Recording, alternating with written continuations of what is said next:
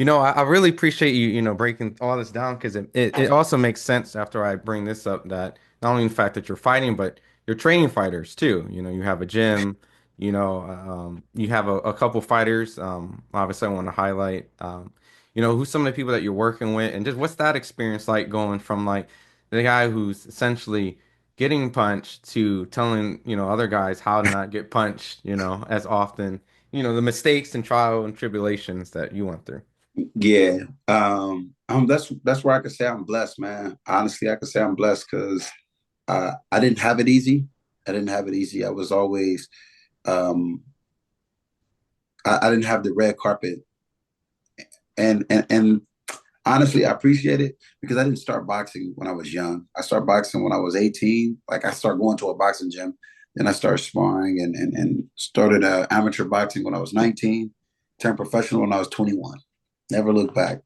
So I had to learn a whole lot. I had to study and watch a lot of everybody. One of the main fighters that I've always studied and watched though at this time, it was two fighters actually. It was Floyd Mayweather and Mike Tyson. I knew about Mike Tyson because I was a little kid. Mike Tyson punch out, all of that. But Floyd Mayweather, once I started studying boxing, the name of the game is to hit, not get hit.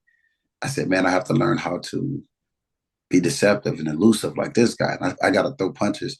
So um, I'm saying that to say that I had to learn a lot, and there's a lot of hardships that I had to pick up in a way for me to become the coach that I need to be. I needed for boxing to break my heart. I needed for people in boxing to do me wrong. I needed for boxing to not go my way all the time. That way I could explain um, to everybody. And it's a great thing that, you know what I'm saying, you and I are a fan of Dragon Ball Z because now I know how to articulate things and I can reach doesn't matter where you at in the world. I don't care what if you were a basketball player, if you only play soccer, because I've played FIFA growing up. I've watched people play soccer right in front of me. I've watched wrestling. I sit there and I'm just a student of sports, and not just a student of sports, but like a student of life. So I'm able to articulate and find a way of reaching whoever it is, that individual. I'm able to help reach whatever I need to reach to get them to understand themselves within the sport of boxing, and that's what I've been able to do with the young guys that I've been training and girls. And I feel real confident in you being able to hear their name coming soon. Uh, Biggest name guy that I'm working with right now is Lawrence King. Trevor, he and I work with Trevor Sombrano both, but Lawrence is coming to the gym and just getting gyms, and we're working together on building him up to so he could be that fighter that everybody's looking for to see. Another fighter, Sonny. Sonny's actually fighting April 19th. He's fighting against a guy who he used to train. He used to spar with. Umar. I'm trying to think of what's Umar's last name. This is Sonny McGinnis. Uh, Yes, Sonny McGinnis. Yes, he's that fight is coming up. He and I wasn't working that long together, but he's willing to put faith in me because we're from the same community and everybody, I earn my stripes. Everybody all through SoCal knows who I am. Not just SoCal, I mean the world, respectfully, but I mean, everybody's like, yo, Brandon Adams, a guy. We've watched him go into predominantly Mexican gyms, and then everybody, everybody in a gym literally is like, nah, Brandon's Blaxican. Eventually, you know what I'm saying? After I went up in there and put in work, everybody like, nah, that dude, the way he fight, nah, man. So, but that was just also their way of showing respect towards me. You know what I'm saying? So it's it's great. It's like I said, man. Boxing for me is it has been bittersweet, but it helped grow me up into being a better man. I became a better father thanks to boxing. You know what I'm saying? Knowing everything ain't gonna go my way, and everything takes patience and understanding. So I appreciate things. Yo, Brandon, you've been in your bag like heavily today, and I know that you're gonna come with fire in this because I could already know what like the headline could probably look like in this segment. But you brought up Floyd Mayweather as someone that you watched and Yeah, throughout, and he was one of the few that beat Canelo. Another person you sparred, Triple G, is a person who highly controversially potentially beat Canelo in many people's eyes. And you were, if not the main sparring partner for Bivol, who you helped beat Yeah. Canelo. So, is it fair to ask you about a guy named Terrence Crawford from Omaha, Nebraska, who's going to move up to 168? You fought at 154 and you emulated or helped Bivol to beat, but it's a little different. Canelo's going to be the bigger guy, and but can Terrence Crawford go up and beat Canelo Alvarez, knowing, the people that you worked with that and what they had to do to get public perception, either a win or an actual win? All right, man. Look, I'm gonna be as honest as I can be. That's this is gonna be a huge mountain that Trevor Terrence is gonna have to move. Huge mountain. Reason why is because not only is Canelo the bigger man, he's a bigger man that's actually not bigger in height. No, he's just bigger just in width and depth. And that's what's gonna be one of the it's gonna be something that works for Terrence, but at the same time it's gonna work against Terrence. What I mean by that is because the guy's not super like Canelo's not 6 foot, and so Terrence doesn't have to worry about him being tall. So Terrence don't have to work and get real low and fight a guy. He's gonna be fighting a guy who, if I'm not mistaken, I think if him and Canelo's not the same height, Canelo's a little shorter than he is, and keeping Canelo. I like to crack jokes, but you can call him a gnome sometimes because he's built and he's very strong. And we've seen that with most of all the guys he fought. He's sitting at defense and he goes and a lot of people don't want to throw punches because they know he's about to throw something. He's throwing massacres every time. It's not only is it massive, it's a massacre. If he can hit you, you know they're coming. He's throwing uppercuts, overhand rights, left hooks, and he's doing that really to neutralize your motion and movement. He's not doing it because he's thinking, "Oh, I'm going to hit him with this shot." No, he's throwing certain punches to set up as he's taking small steps moving forward. And Crawford being naturally the size that he is, he's. I'm not, saying that he, you know, man, it's going to be real tough because Canelo is naturally much bigger than he is. Naturally, been pushing more weight. Terrence is strong and he's got a wrestling background, but a guy punching with that kind of punching power, hitting at his arms with small gloves, because that's what Canelo's going to do most of. He's going to be hitting his shoulders, hitting his arms, and that's what Terrence is going to have to train and prepare for. He's going to have to train and prepare for it, allowing his arms to get hit and get build that conditioning up, um, and not and allowing that to affect him. Canelo is like Canelo was saying. He's like, man, I didn't want to necessarily go after this fight because everybody say if I fight and I win, it's because I'm too big. That's why I think Terrence is this is it's not that Terrence can't do it, but getting it done is gonna be real. He's got to be all the way on his shit. He's gonna have to be tying Canelo up, grabbing him when Canelo's doing his antics and being frustrated from grabbing. Still hold on to him. Wait until the referee breaks it up. Uh, every jab he throws can't be a real powerful jab. He's gonna have to like flick and throw punches to flick and get the hell out of dodge. He's gonna have to be a Terrence um, that we've seen when Terrence was fighting. I don't even want to say Sean Porter because there was a lot of things that Sean Porter did that I didn't like. Like Sean Porter was making moves, but Sean Porter wasn't uh, taking the proper steps to close the distance to let his hands go at times. And as fighting goes on, people move like it keeps changing the level of boxing, and like I said earlier about the adjustments.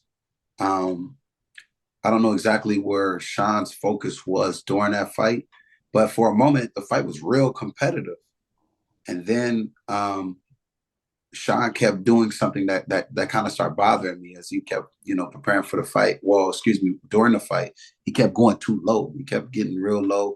But as he was getting low, he wasn't bringing his hands with him.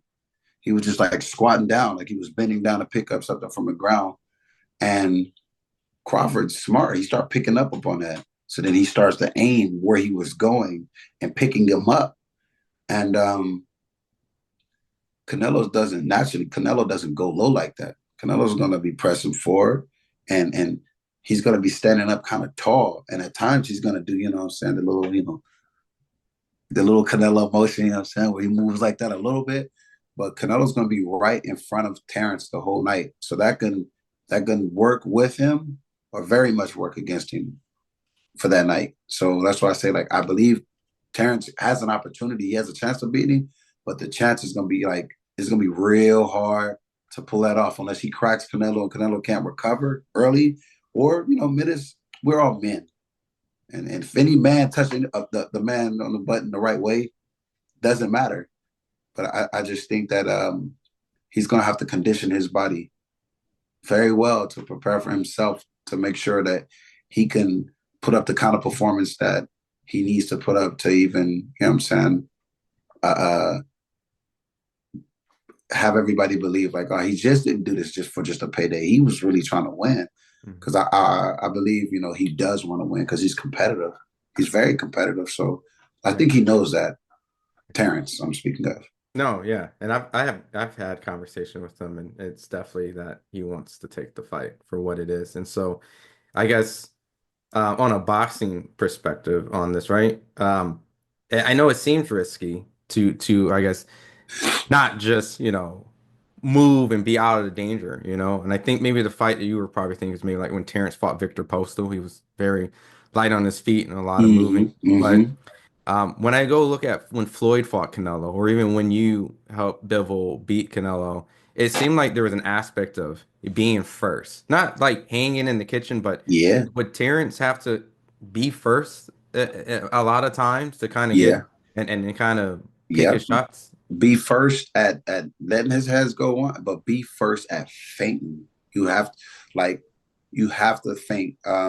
Once you establish the man on the other side feels what you hit him with, and then you start feinting, you can always go by. If he's barely feinting, that means okay, I didn't hit him good enough.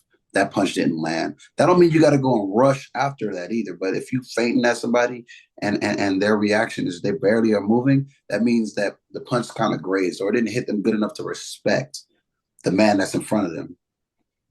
So the feint is extremely important because he has to analyze that and Terrence and most fighters know exactly what I'm talking about. He got to analyze, okay, he didn't really budge off of that feint. Means I didn't put nothing behind that punch, or the angle wasn't good, or third, just shit wasn't hitting hard enough. You know what I'm saying? So he his feint will always reveal whatever he needs to see up upon. If Canelo start to just coming forward like that, I mean, okay, he didn't feel the power there. One, two, it wasn't at a good angle. I got to get at a better angle so he can feel me.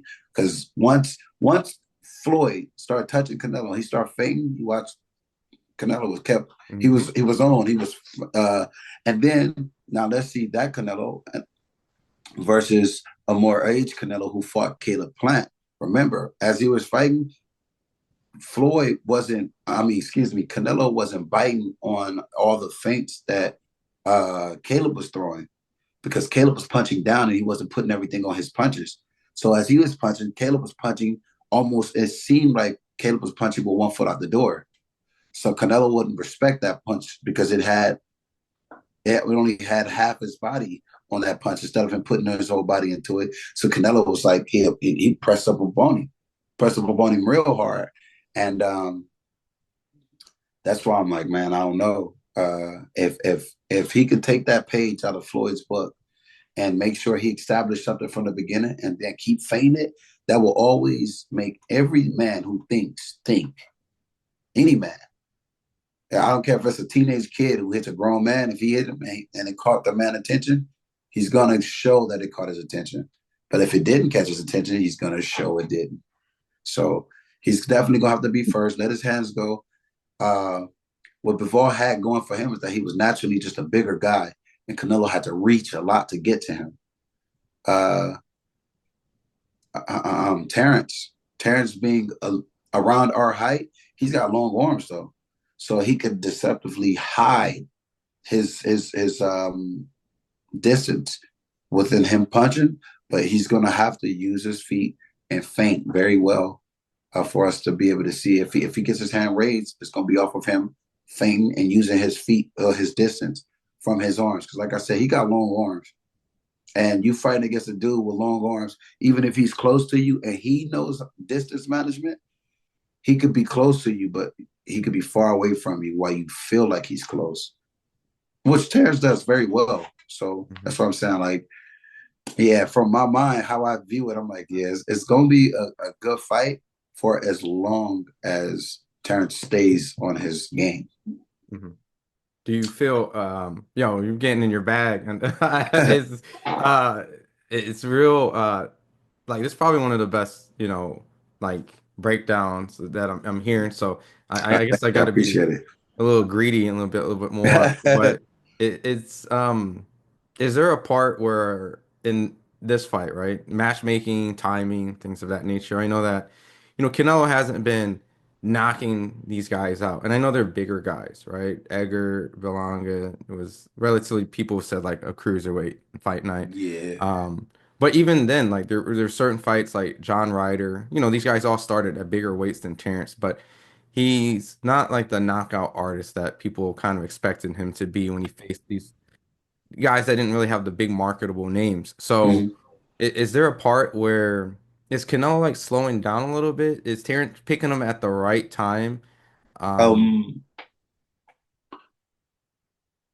yeah, yeah, but also if you watch one of Canelo's last fights was against Mugia, and I didn't use the Berlanga fight because Berlanga didn't really start to get confidence towards the end.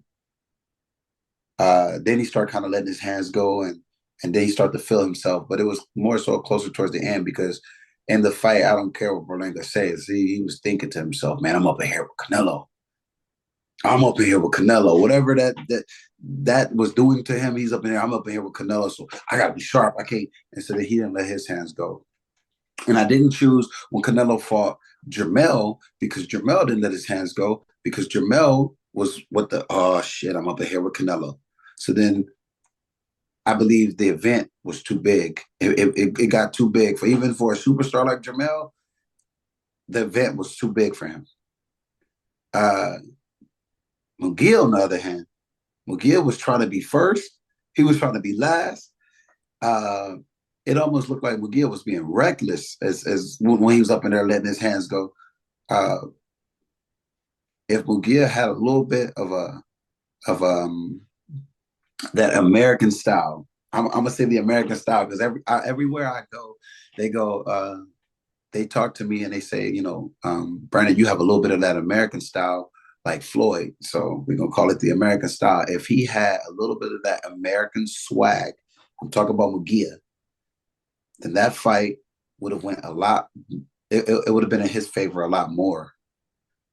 But because he only kind of knew how to just go in and out and fight like that, it didn't work in his favor. So now I'm gonna go and bring up Terrence because Terrence has that American swag where he'll get low, he'll start moving his shoulders for no reason, but it's for a reason. But it's him getting into his bag. I'll use that to him getting into his bag. You'll never know what a man is reaching for until he pulls out and reveal it to you. And the first few times you might not even see it, even though he keeps revealing it. You didn't see the trick. He's got a great opportunity of doing so. I gave Bivol and them a rundown on how he should have fought Canelo. And the best part about it is they listened to everything that I said. It became like their game plan. And I think if you fight a guy like that, each 3 rounds you have to fight a little different. I didn't want to reveal this, but you don't have to throw the sauce but out. I'm just saying, like I mean, we could, that's the truth. um, I had told Bivol and his team, I said, man, you fight him in 3 rounds. And they like, man, what kind of confidence? How you get confidence in coming to us, telling us that? I said, look, I'm just saying, with Bivol's skills and his attributes, you fight Canelo in 3 rounds. Every 3 rounds, you do something just a tiny bit different, but you got to be on your stuff. I would tell Terrence and them the same exact thing. Um, it's funny, man, because I'm kind of connected. I got a guy who's my manager's. He rubbed elbows with Terrence. They Come on, pretty Mark. close. Mark. Yeah. Yeah. So Maybe you guys can, maybe you can who help him out. knows, man? You never know. But I'm dead serious when I tell you. I told them it's 3 rounds. You do something different, and you can win this fight. He did it, and um, right after the end of the fight, I mean, like I can't take too much credit for it because he had to do it, and it takes your skills to be able to do so. So I'm not running around saying, everybody, yeah, I gave Bivol No, no, the no, but keys to it was a team. success. It was a team. You guys all But worked yeah, together. And Majimov was there. You were there. I mean, everyone yo, put collectively it get the this win. way, man. Out of everybody who was sparring with Bivol, after I came and then we finished working and everything, they let everybody else go for sparring. So now, as I'm sparring, they're heavily talking to me. Hey, man, damn, Brandon, you're talented. What do you think? What do you think? So then it came to a point to where now I'm strategizing and breaking down with their team, and which is super cool. Like I said, man, I wasn't looking for nothing. I wasn't looking for nothing in return other than to know that what I said it mattered, it made sense, and it worked. So that lets me know that it can work for my fighters. It can work for me. So I'm happy about that. Yeah. No, I mean, I think you even said it earlier. It's about who makes more adjustments and not kind of. So it's just the unpredictable. Yeah, So I mean, I think all great fighters, I mean, I think they all do that, and I think that, naturally Canelo was probably trying to change his pace, and it's just, what I mean. It's just at a certain yeah. point, it's a little too much. So